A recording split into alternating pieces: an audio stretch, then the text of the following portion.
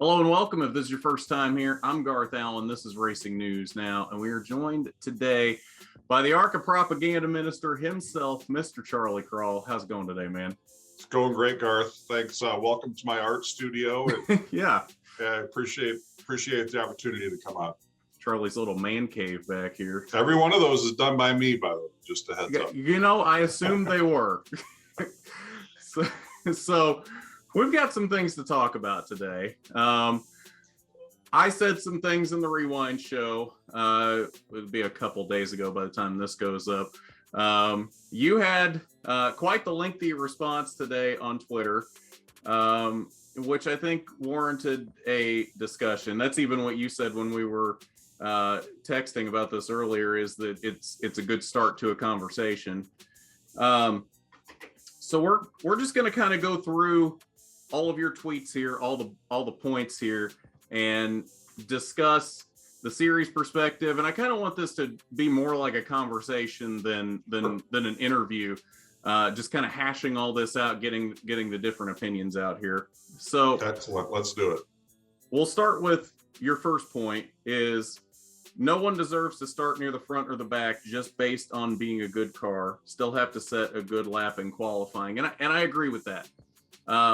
I think the point that I was making in the video was that the what makes a good lap in that kind of a qualifying gets a little bit skewed compared to what you get in single car qualifying or even traditional group qualifying, where you just have a time limit. Everybody goes out whenever they want to. It's all kind of chance and luck of the draw as to which group you're in. If you're fast enough to keep up with the draft, then you're going to get a faster lap than maybe what your car necessarily should have. You right. See what I'm saying? I absolutely understand what you're saying. So I'm going to walk you through a couple of points. Okay. So for years, the industry, heard how boring single car qualifying is at Daytona and Talladega, and how can we speed it up? And then the industry as a whole decided group qualifying was how we were going to do it. And if you remember, group qualifying for the Cup, Xfinity, and trucks at Daytona and Talladega was an absolute disaster. Oh yeah. Oh yeah. Absolute disaster. Yeah. So, I mean, I remember the one year in pole qualifying for the Daytona 500, they went down to turn one and wadded up like 12 cars. There was a big time wreck. Yep. So understanding that, we still want to speed up the process, but we don't want to put our teams in danger. Right. So we have come up with a system that I will tell you right now, everybody in our garage area loves. Okay. The theory of this system: we give drivers 4 minutes on the clock, which is enough for 3 laps. And then we set the field based on your fastest time. Those groups are set by a random draw. And yeah, there are times where you will have one good car with some of the slower cars, some of the independent, lower funded teams. Yeah. That's the risk that you take. But I will also tell you, you get a good draft going, some of those slower cars all of a sudden are pretty good pushers. Yeah. So you don't need all 7 cars to be good. You just need a couple of them that can run together, and you'll set a good lap. I will also tell you, you need the drivers who are really good at this know how to do it. So there's a trick to it. And right, no one deserves, like, I'm just going to pick a name out of the hat, Drew Dollar. Drew doesn't deserve to start up front just because he's in the car that won the championship last year. He deserves to start up front if he has a good run in qualifying. That's our belief. That's the belief of everybody in the series. And yeah, is it possible that Drew could draw a bad group and go out with 5 cars who were 2 seconds off the pace? It sure is. But that's the chances of that happening are equal to everybody throughout. And let's not forget this: at Daytona and Talladega, your starting position really doesn't matter at lap 80. it's high, right? We understand. Yeah. So if you start 27th in the championship winning car, chances are you're going to be a little bit faster than some of those cars in front of you. Right. And you need to be patient to get to the front, and you might get wrecked out getting there. But you might get wrecked out at the front too. Right. And this is gonna lead me into the second point. So there were some cars up at the front of the field that maybe were untraditional at the front. Right. Some of them did. They lucked into a relatively good group. They tagged onto the back of that group and they got a good run at just the right time, and they turned some pretty impressive lap times. One of them was the 03 car, Brayton Laster, who was making his debut. No one, I don't think, expected Brayton to qualify as well as he did, probably even Brayton. Yeah. What happened to separate the field, and I saw it immediately on the start, and I know you did too. Brayton came to the green flag thinking he was in second gear, ready to go, and he was in fourth gear. Okay. And he backed up that entire line. That mess at the start had nothing to do with group qualifying. And I just want to go back to the group qualifying thing, just to let you know, we have had 0 on-track incidents throughout the history of our on-track group qualifying. And to us, that is the #1 priority, is we don't want to tear up cars in qualifying. It could still happen. We could go to Talladega and someone could have a flat tire and we could have an issue. Right. We could. Right. But as of now, we're how many years down the road with this, and I've had 0 on-track incidents. So as far as we're concerned, it's a success. It might not be thrilling. It might not be the absolute best way to do it, but it's the way that we have selected it. And it gives everybody a chance. It's safe. And for us, those are the 2 boxes that we really want to tick. And that's fair. I think the other argument there, though, would be while the upper series did go to group qualifying, they've shifted back to single car qualifying now. So then why would ARCA be the outlier to stick with group qualifying? Because it tends to work pretty well at those 2 tracks. It doesn't take a lot of time.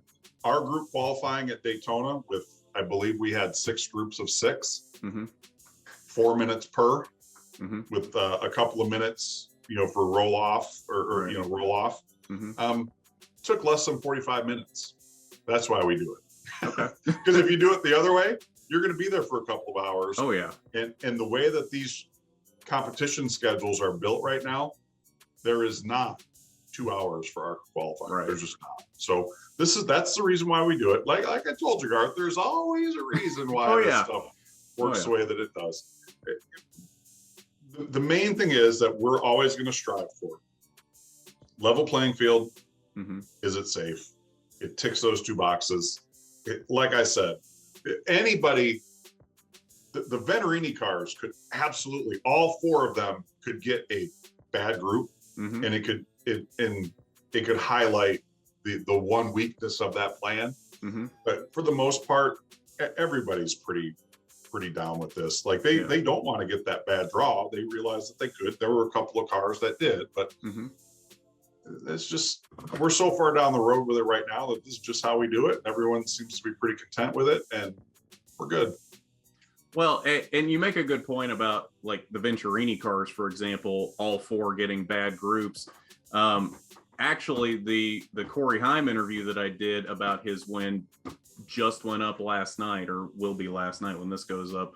And we talked about how last year he got a quote unquote bad group in qualifying, started like 13th or 14th, and still ended up coming back to win the race. His strategy was different than it was this year, but still came back to win the race. So I just want to give a shout out to a team that we might have considered to be one of those bad group cars. Tim Richmond in the 27 car ran 3rd for about 30 laps on Saturday. That's not a car that you would have said, I want to draft with that car in practice, but it is proof that you don't necessarily have to be the fastest car out there by yourself to be good in the draft. And Right. It literally is a random thing. And, you know, the really good teams, the really good ones, will still find a way to make that work. Yeah. And they do.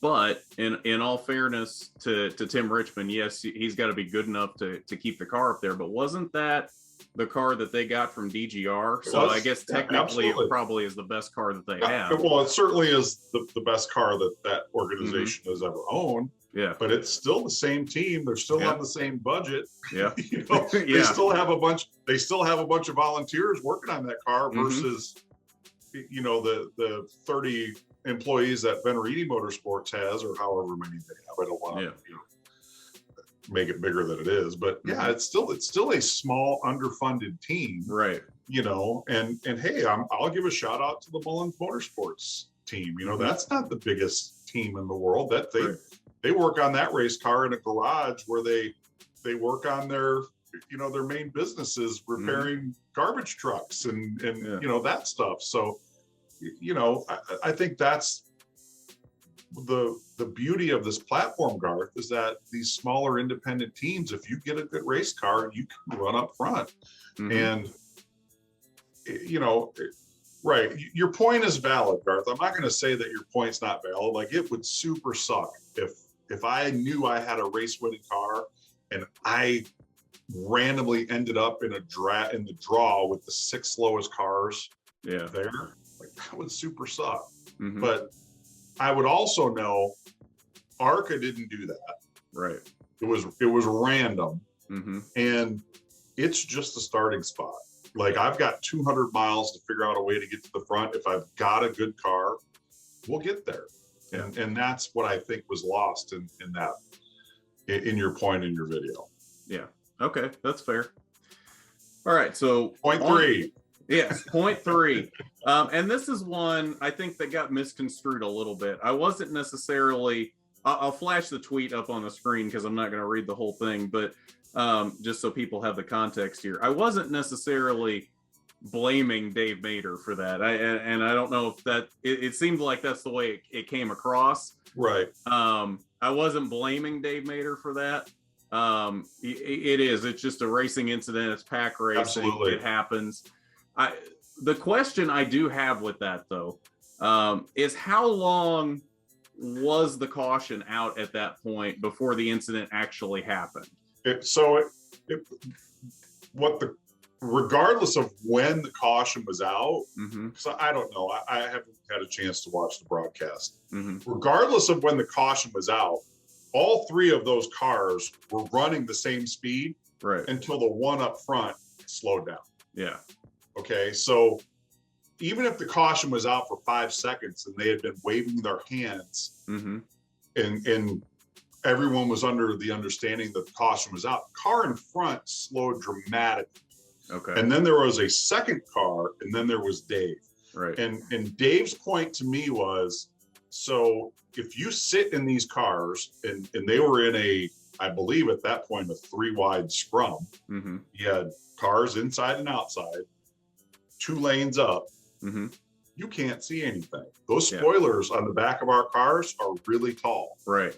Couldn't see. He had no idea there was a car in front of the car in front of him. Okay. So, and even if you have a great spotter, which all of these guys do, they all use cup spotters. So there's no, like, you had to pick some guy up in the parking lot or it's your high school best friend. They've got actual really good professional race winning spotters. Even if everybody did everything right, and I think there's a chance that happened, you still have a crash. That's just pack racing, man. Right. It's just pack racing. Like, we could all sit there and say, oh, look at that deal in the Xfinity race, the final lap of the Xfinity race. I mean, what was Myatt Snyder thinking? Yeah. Right. It's pack racing. Right. That's what they're thinking. Like, you're out there in a group of cars doing 190 miles an hour, literally trying not to kill yourself and everybody else every single second of every lap, and still trying to figure out a way to get to the front. Yeah. And yeah, sometimes things just happen. And I might have mentioned this later on in that thread. I just want to make note of the 4 races at Daytona over the weekend. We were the only one to have single digit DNFs due to crash. Only 4 cars, 4 out of 36 were out due to a crash. I didn't realize that. That's impressive. Right. 12 Cup cars, 11 Xfinity cars, 10 trucks, all out due to crash or the damaged vehicle policy, which is the only way you get that is by being a crash. Right. So yeah, like we're going to deal with this for as long as we're in existence. Oh, it's ARCA. You're going to see these guys all go to Daytona and Talladega and they all crash. Yeah. I'll have you know, it has been many years now, several years, that our number of crash DNFs at Daytona and Talladega has been the lowest. Right. So was there an on-track mistake that wrecked the cars at the front of the pack? Yeah, there sure was. There sure were. Let me ask you this, though. Where'd Gus Dean finish? He was in that crash. Fifth, wasn't he? Fifth. Yeah. Where'd Andy Jankowiak finish? He was in that crash. Sixth. Yeah. Where'd Dave Mader finish? He was in that crash. 8th or 9th. 8th. Right. Yeah. I feel bad for Greg Van Alst. Greg had a great run going. Yeah. He got the short end of that stick. Mm-hmm. All the other cars finished in the top 10. Yeah. Right. So again, we are damned if we do and we're damned if we don't. If we don't have pack racing, people are going to tell you how boring that race is.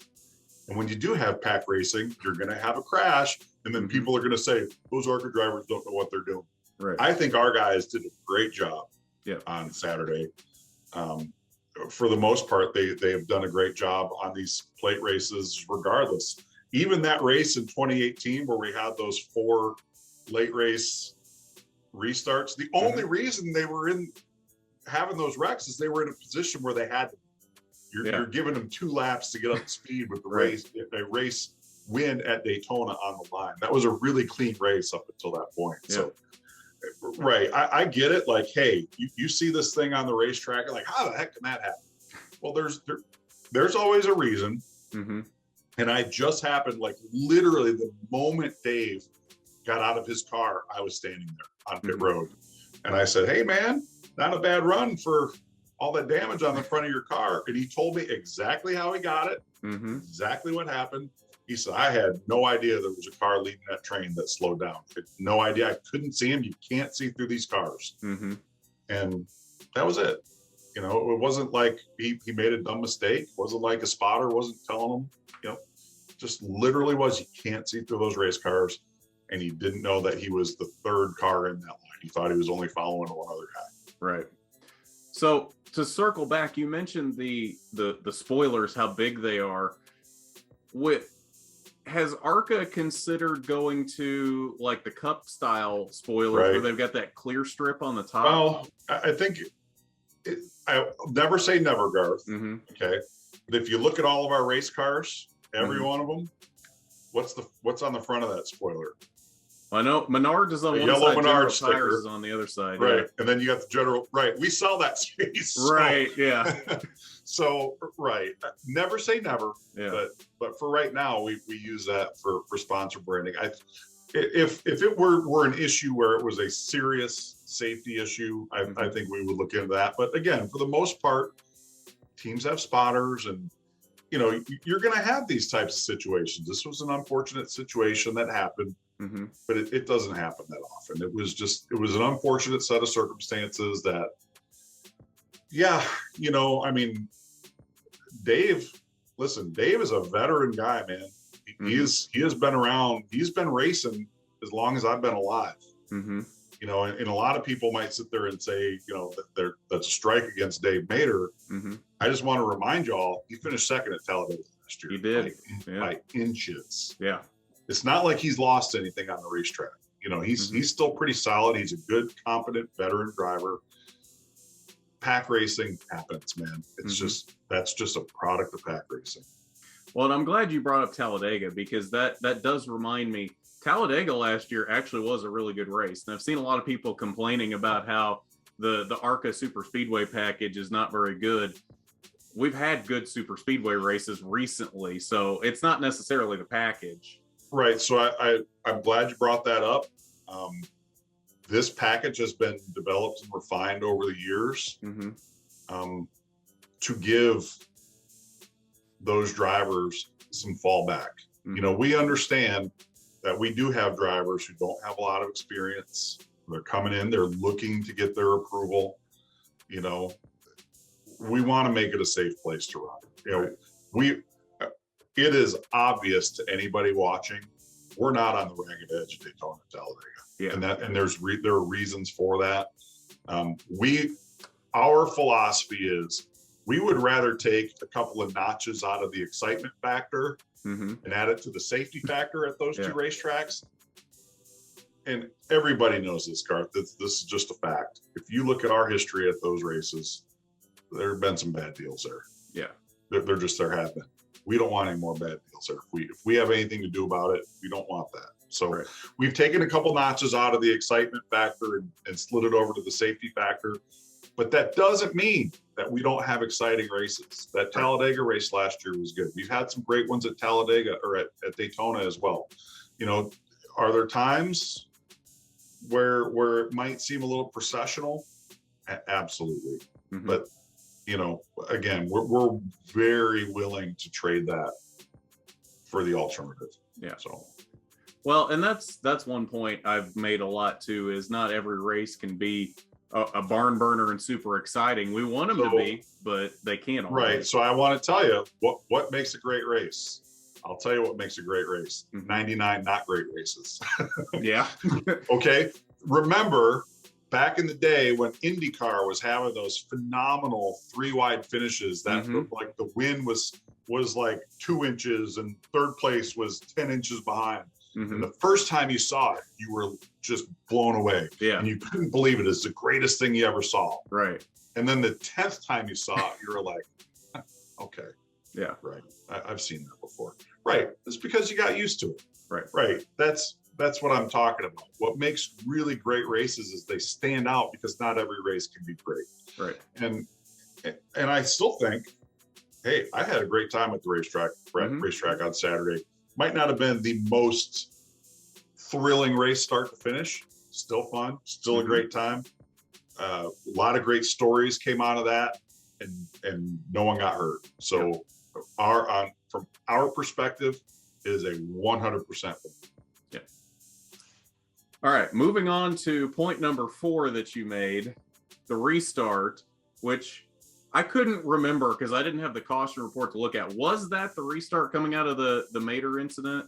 I don't remember which one it was, but I know which restart you're talking about. Yeah. It was one where Nick was out of place. Right. He and Daniel Dye, I believe, were arguing over who should have been where on the racetrack. And so our theory on that is we know where you're supposed to be. Right. And if you aren't where we know you're supposed to be and we go green, you get the penalty. So we gave them an extra lap to figure it out, and they didn't figure it out, and we went green with the intention that we would penalize the car that was out of line. Okay. And we actually did penalize that car. And then they came down and said, whoa, wasn't us. And then they showed us the proof of where people needed to be. And rather than jack the whole field up and penalize, you know, however many people that would have been penalized, we said, that's on us, go for it.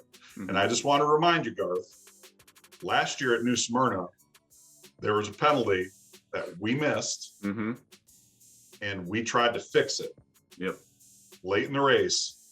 And if I remember right, you were pretty fired up about that. I was. Right. So coming out of that race last year, we kind of, not simply because you said so, but there was a lot of people, including our teams, that said, hey, you know, maybe we should look at how we do that. Right.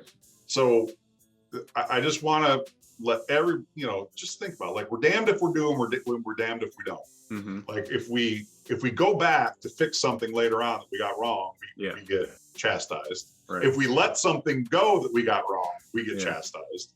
So, there really is no making anybody happy. I think we did the right thing. We initially levied the penalty. They said, hey, you know, it's here's what really was supposed to happen. Mm-hmm. And we said, okay, so that's on us. Have at it. Go forth and be happy. Right. So I think that was the one thing we learned coming out of New Smyrna last year was if we miss it, it's on us. And right. And you're right, it was on us. Mm-hmm. But I also want to let you know, ARCA Race Control on Saturday were the same people that called the truck race, Mm-hmm. same people that called the Xfinity race, and same people that called the Daytona 500. So you were a little fired up in your video, Garth. ARCA needs to get it together. ARCA needs to do this. ARCA needs to do that. Right. Yeah. So I understood. Right. Mm-hmm. It's still us. It's still ARCA. Yeah. And believe me, like we absolutely, when there is a mistake that is made, Mm-hmm. it gets talked about in competition meetings. It gets talked about in departmental meetings. Mm-hmm. Like it goes down the chain. Like that's how you learn. Mm-hmm. That really is. Like you don't ever learn anything if you don't make a mistake. Mm-hmm. So, and understand that not only is ARCA a developmental series for drivers and team members, and it all goes down the list. Like Mm-hmm. we have people who are, they're working these races to get experience to go in and work at those higher levels too. So, would it have been better had that not happened? Mm-hmm. Absolutely. Absolutely. It would have been way better. But I am just hoping going forward that some internet commenters who will go unnamed, who I'm talking to right now, we'll have that, just have that patience that, I got on them when they screwed up at New Smyrna. And then I'm also getting on them at Daytona for doing the exact opposite of what I was said about at New Smyrna. Mm-hmm. So just take it easy on us, man. We want to do what's right, but we also don't want to get yelled at for doing right. So yes, I do appreciate that the trying to fix in the future what happened at New Smyrna. I guess and believe me, we never swept that under the rug. I came on your show right after that, Garth. You did. And I said, we accept the responsibility. There was no sweep. If we had said, what are you talking about? That never happened. That's sweeping it under the rug. Right. So, and I do appreciate that, both out of you and out of ARCA for being so willing to talk about this stuff openly and admitting when there is a problem like that. Not all series do that. Well, so one thing that Ron Drager, my boss, has taught me Mm-hmm. is fact is a fact. And if people can see it, you can't deny it. Right. And people saw that situation at New Smyrna. It happened. People watched it in real time. I watched it in real time. I was doing the broadcast of that race. Right. And I watched it. I wasn't in a position where I could have poked my head out of the booth and said, hey, he pitted early. Right. I just wasn't in that position to do it. So people saw it. And look, if we do sweep it under the rug, shame on us. Yeah. Absolutely shame on us. But with all of these situations, and I would simply ask you, and I've told this to several people who cover our series. If you ever have a question, just reach out to me, man, because I'll answer it to you in real time. Right.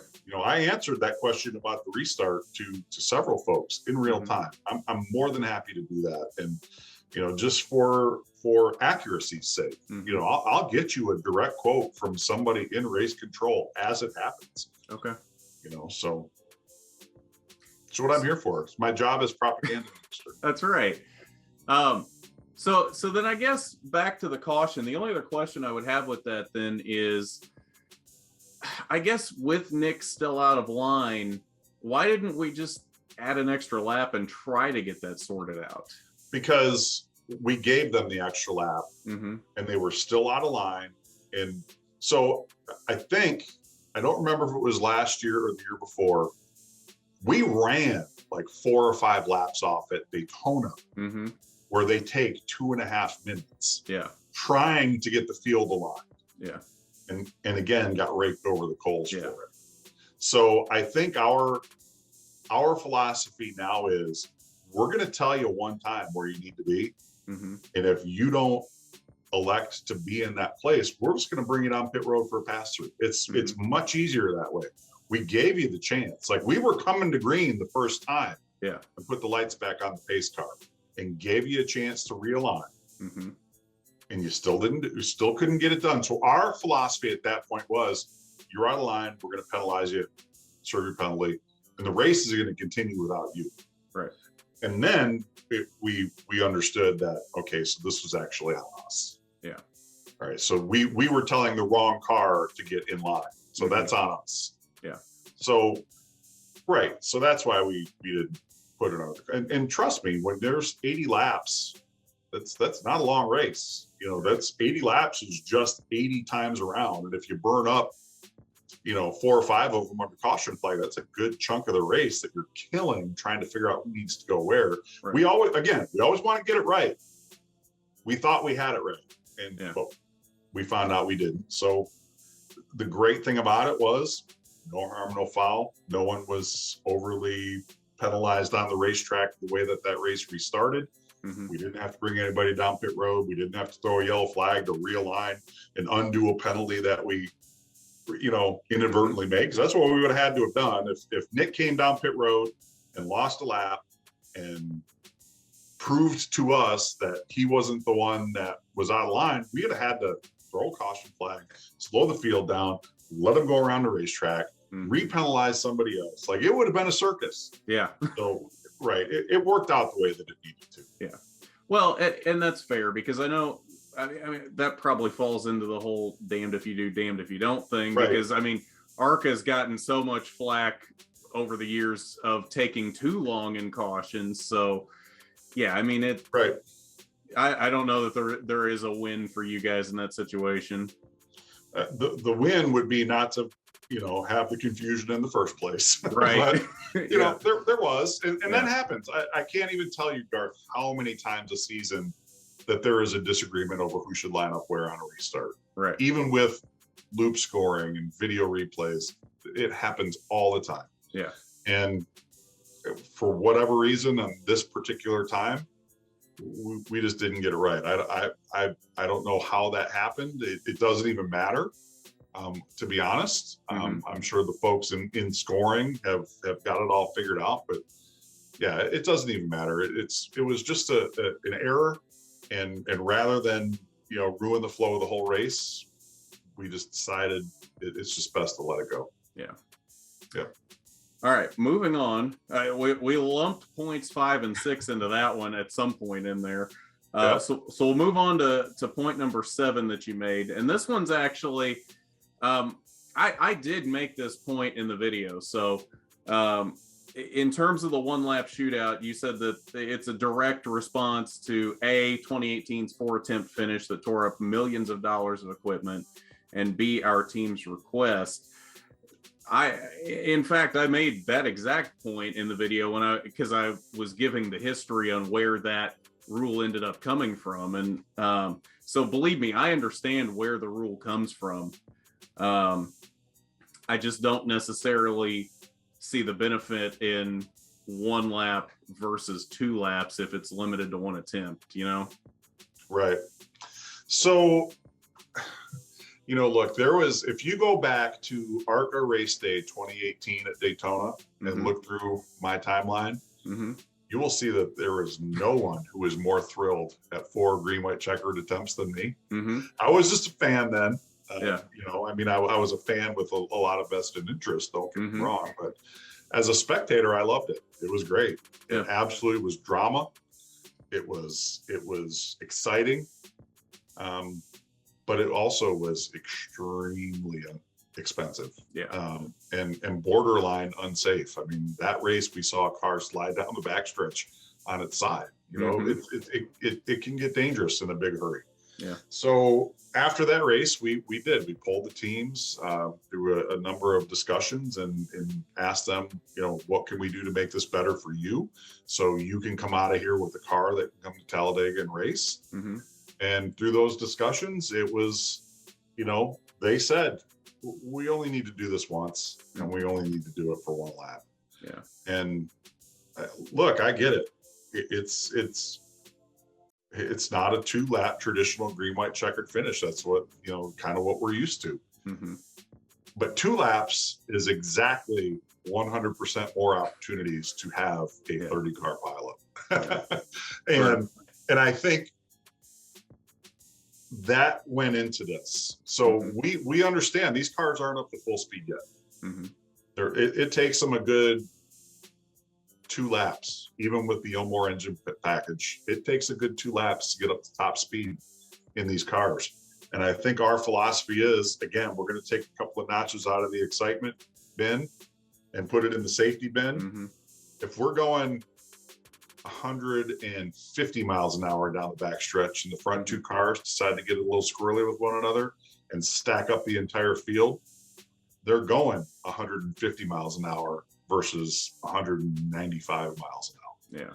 Yeah. And that's really where that comes into, Garth. It's purely a safety matter at this point. Mm-hmm. We get it. We look, we're all in the business to put on a good show. Racing inherently, to me, that's why I'm a fan of racing. It's inherently a good show. Mm-hmm. It's exciting watching cars go 200 miles an hour. It's exciting. We would love it if we could give a 2-lap finish and do as many attempts as we can, but we saw what happens when we do that. You throw that that hunk of beef out there in front of those 30 hungry lions. Mm-hmm. They're gonna be scrapping for it, right? So it literally is a safety feature. I hate to tell you, Garth, I hate to be the bearer of bad news. You're going to be disappointed in April. You are. Sure will.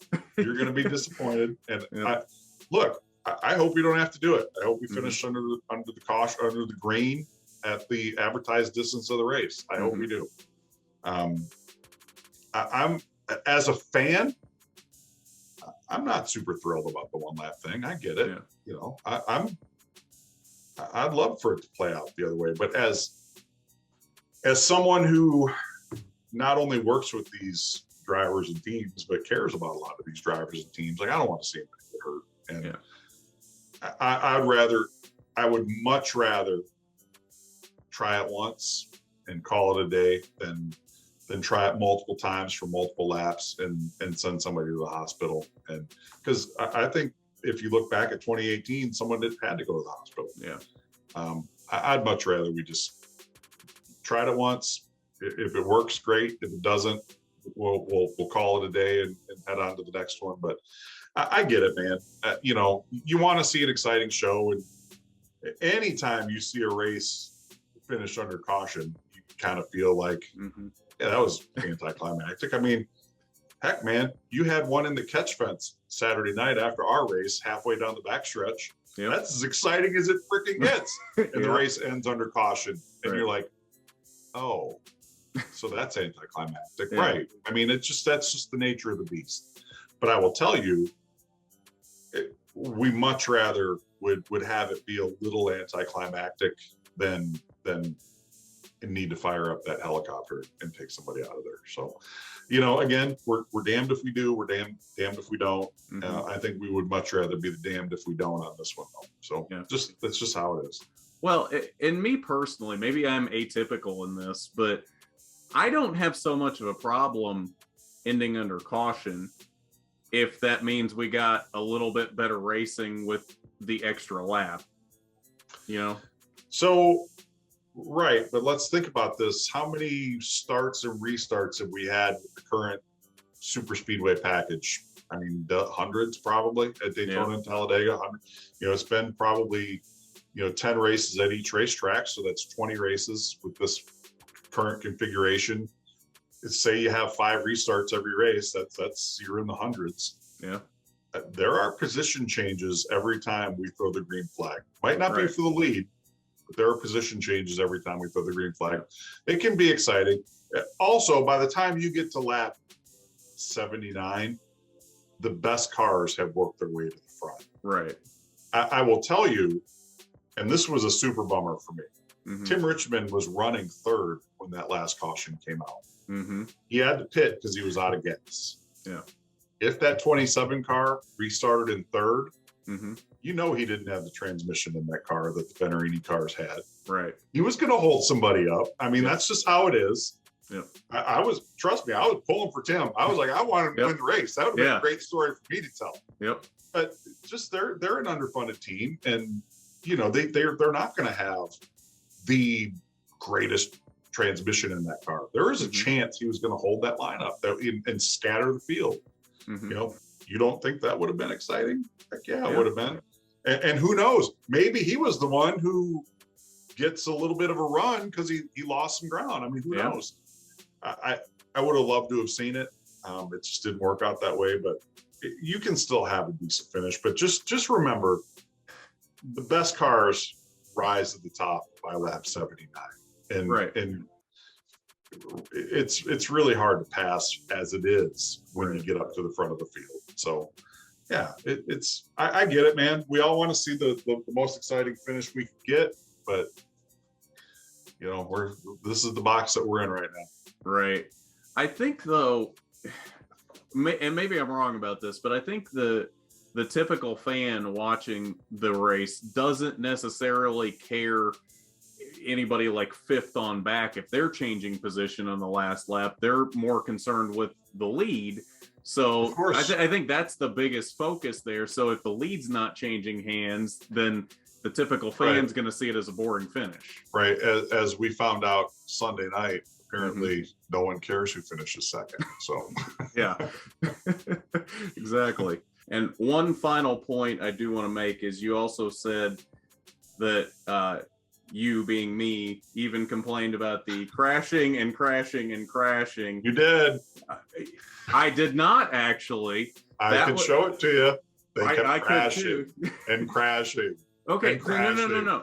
That wasn't me complaining. That was me explaining where that one lap rule came from. I wasn't complaining. I was explaining that in that race they kept crashing. Well, maybe it did, and maybe that's tone of voice, Garth. If we typed it out, you might have a case. That's true. Maybe I didn't come across the way that I meant to, but it wasn't meant to be complaining. You're fine, Garth. Okay.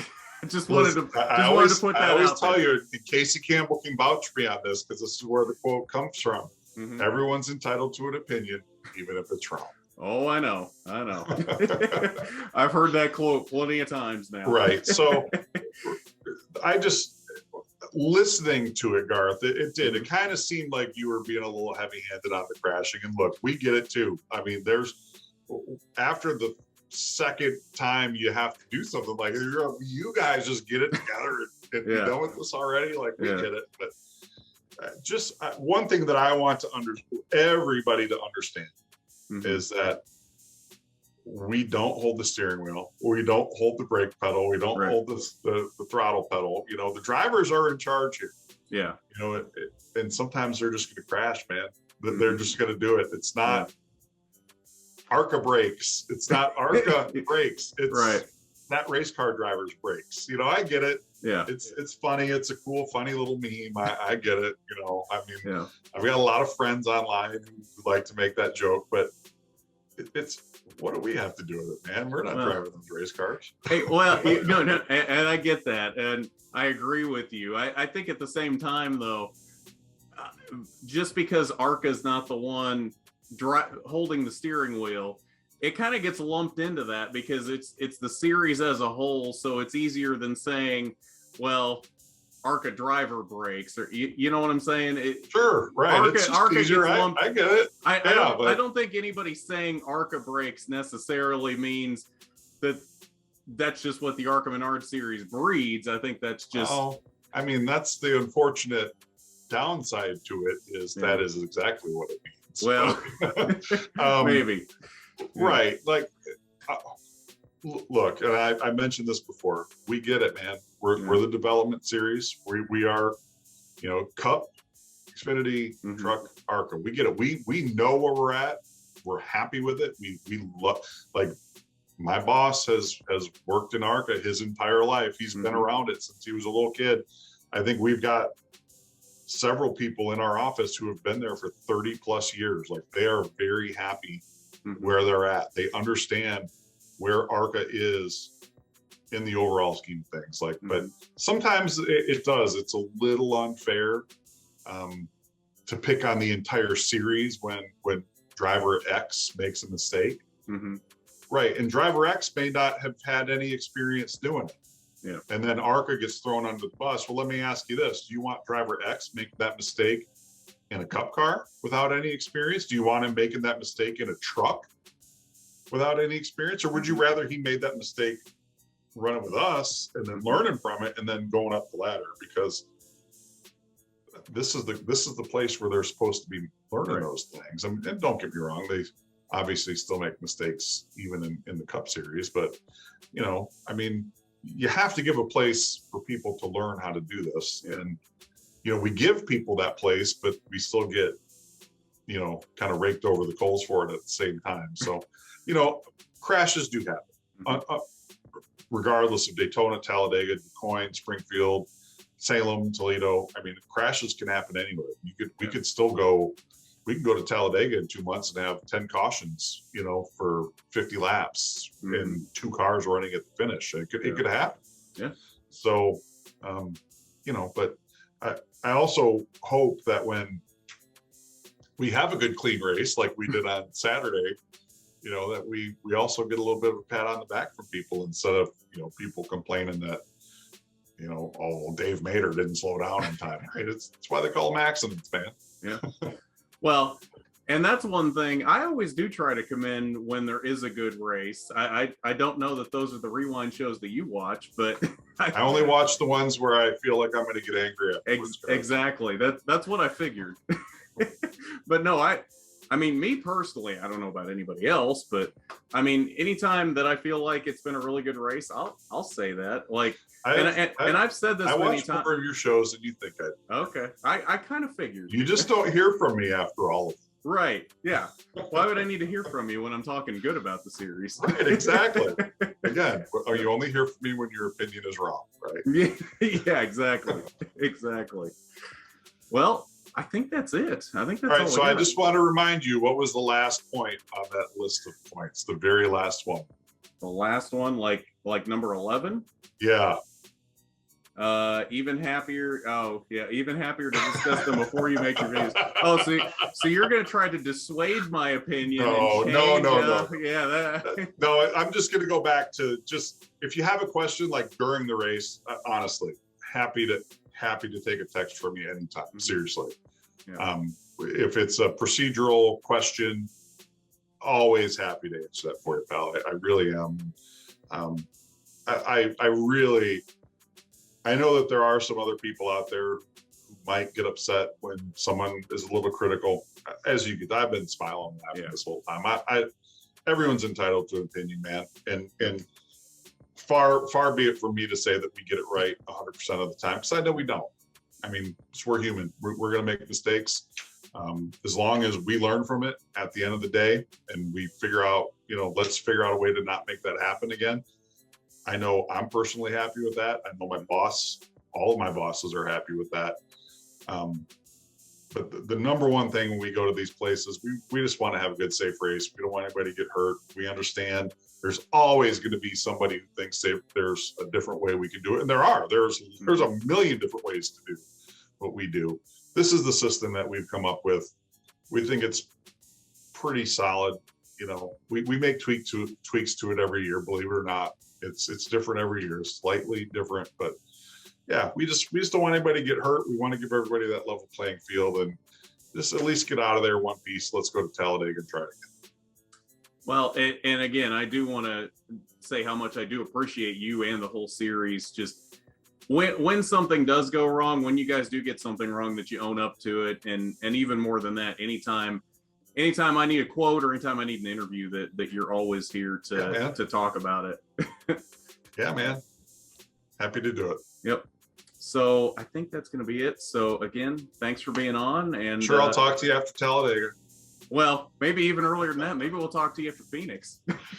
Anytime, Garth. I'm always happy to come on and chat with you. But I think Talladega, you'll probably be pretty fired up. Probably. I can see that. Yep. All right, man. Garth, have a good night, buddy. Good talking to you. Yep, you too.